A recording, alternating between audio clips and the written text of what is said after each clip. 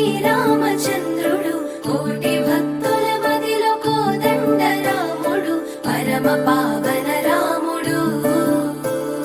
చీకటిని చీల్చిన నింగి సూర్యుడు రావణుని హతమార్చి అయోధ్య రాముడు రామ లక్ష్మణ సీతకు వంటుడై ఉన్నాడు హనుమంతుడు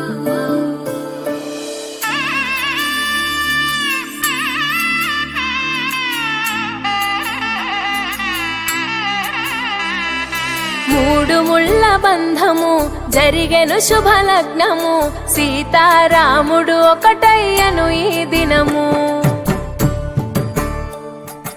ఏడడుగుల పయనము ఒకరికొకరు సొంతము కలిసి మెలిసి సాగను ఈ జీవితము